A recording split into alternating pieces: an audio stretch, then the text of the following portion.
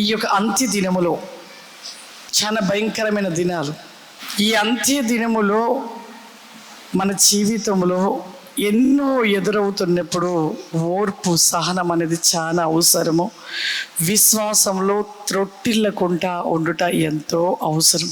అందుకే యాకోబు రాసిన పత్రిక 1వ అధ్యాయము 2వ వచనం నుండి, నా సహోదరులారా, మీ విశ్వాసమునకు కలుగు పరీక్ష ఓర్పును పుట్టించినని ఎరిగి నానా విధములైన శోధనలై పడినప్పుడు అది మహా ఆనందమని ఎంచుకొనుడి. హల్లెలూయా. చూడండి, మీ విశ్వాసమునకు కలుగు పరీక్షలు. మనము ఎంత విశ్వాసంగా వెళ్తుంటే ఎవరో ఒక మాట అనగానే చాలామంది విశ్వాసంలో త్రొట్టిల్లిపోతూ ఉంటారు, జారిపోతూ ఉంటారు. కాబట్టి ఈ అంత్య దినములో మన విశ్వాసములో చాలా స్థిరమైపోయి ఉండాలి. ఎటు నుండి ఏ విధమైనవి కూడా వచ్చినను కూడా అటువైపుగా మన మనస్సును, మన ఆలోచన, మన దృష్టిని పెట్టకూడదు. మనం ఏ స్థలంలో ఉన్నాం, ప్రభు ఏం చెప్తున్నాడు, ఏ విధమైన మాటలు. అందుకే ప్రభు అంటాడు, ఈ అంత్య దినములో గొర్రె తోలు కప్పుకొని తొడేళ్ళంట, గొర్రె స్వభావం కలిగి తొడేలు బయలుదేరుతూ వస్తుంటాయంట. కనుగొనుటకి దేవుడు ఆత్మను కలిగిన వారిగా ఉండాలి. పరిశుద్ధాత్మను కలిగి ఉన్నప్పుడు, ఆయన జ్ఞానం మనలో ఉన్నప్పుడు ప్రతిదీ కూడా గ్రహించే శక్తి దేవుడు మనకు అనుగ్రహిస్తాడు, తెలియపరుస్తాడు. అంత్య దినంలో ఖచ్చితంగా పరిశుద్ధాత్మను కలిగి ఉండాలి. మంచివారెవరో చెడ్డవారెవరో తెలుసుకోవాలంటే ఆత్మ కలిగి ఉండాలి. ఆత్మ మనకు తెలియపరుస్తూ ఉంటాడు, ఆత్మ మనకు బోధిస్తూ ఉంటాడు, ఆత్మ జ్ఞానాన్ని ఇచ్చి ఈ విధంగా నిలిచి ఉండండి అని చెప్తూ ఉంటాడు. అందుకే అంత్య దినములో ఖచ్చితంగా దేవుని ఆత్మను కలిగి ఉండాలి. అంతేకాదు విశ్వాసానికి చూడండి ఇప్పుడు ఎలా జరుగుతున్నాయో, ఎంత భయంకరంగా జరుగుతున్నాయి. క్రైస్తవులలో జరుగుతున్నాయి ఎక్కువగా. క్రైస్తవులు దేవుళ్ళు వెళ్తున్న నానా విధాలుగా అనేక రకమైన క్రైస్తవులనే ఒకరిని విమర్శించుకోవడాలు, ఒకరిపై ఒకరు పొడుచుకున్నట్లుగా మాట్లాడుకోవడము, ఒకరిని ఒకరు మరి భయంకరంగా తిట్టుకోవడాలు, ఒకరినొకరు మరి ఎదగనివ్వకుండా విమర్శలుగా ఎన్నో రకాలుగా చేస్తూ ఉన్నారు. ఈ అంత్య దినములో, ఈ చివరి దినములో మరి విశ్వాసానికి ఎన్నో పరీక్షలు. మనం అనుకుంటాం కుటుంబంలో సమస్యలు వస్తాయి, ఇంకా అనేకమైన సమస్యలు వస్తాయి, వాటిని చూసి మనకి ఎన్నో శోధనలు అనుకుంటాము. కానీ ఇక్కడ విశ్వాసాన్ని మరి పక్క త్రోవ పట్టించడానికి, విశ్వాసంగా ఉన్న మనని చెదరకొట్టడానికి, బలహీనపరచడానికి అనేక రకములుగా అనేక విషయాలని మనకి కలగ చేస్తున్నట్లుగా సాతానుగాడు మరి క్రైస్తవ బిడ్డలను పరిగెడుతున్నారు.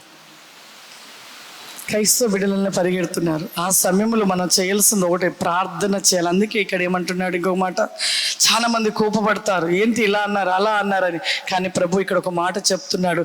యాకోబు రాసిన పత్రిక 1వ అధ్యాయము 20వ వచనము, ఎందుకనగా నరుని కోపము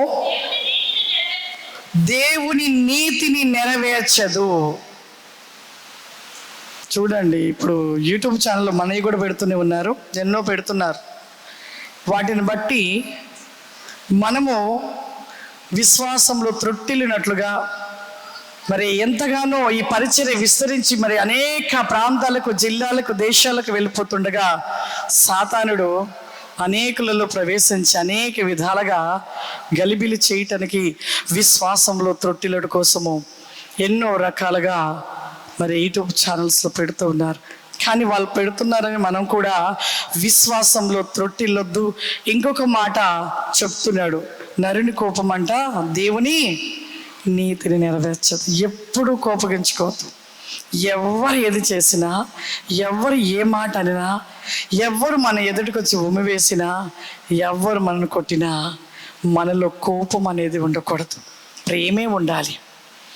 ఆ ప్రేమే ఎంత పగవాడైనా ఆ ప్రేమను బట్టి మార్చబడుతుంది. అందుకని కోపము దేవుని నీతిని నెరవేర్చదు. కోపం అనేది మనది కాదు. కోపం అనేది ఎవరి నుండి వచ్చిందంటారు? సాతాను నుండి వచ్చింది, అపవాది కోపము. వాడికి ఎంత కోపమో, యేసయ్య పరిచర్య అన్నా, యేసయ్య బిడ్డలన్నా, యేసయ్య అంటేనే వానికి కోపం. ఎక్కడ లేని కోపం వస్తుందో లూసిఫర్కి. వాడికి ఎంత పగనో, దేవుని బిడ్డలంటే వాడికి ఎంత కక్షనో, ఎంత పగనో. ఏ విధంగా వీళ్ళని చెదరకొట్టాలి, ఏ విధంగా వీళ్ళని పాడు చేయాలి, ఏ విధంగా వీరి విశ్వాసంలో నిలిచి ఉండకుండా వీళ్ళని విశ్వాసం నుండి చెదరగొట్టాలి, ఏ విధంగా చెయ్యాలి అని వాడు ఎన్ని ప్రయత్నాలు చేస్తున్నాడో. కానీ మనుషులమైన మనము విశ్వాసంలో నిలబడలేకపోతున్నాం. వాడి గురి ఒకటే, ఏంటంటే ఇప్పుడు మొబైల్ వచ్చేసింది. ఈ మొబైల్ అయినా కూడా కొంతమంది క్రైస్తవులు దేవుళ్ళలో ఇంకా బలంగా వెళ్ళిపోతున్నారు.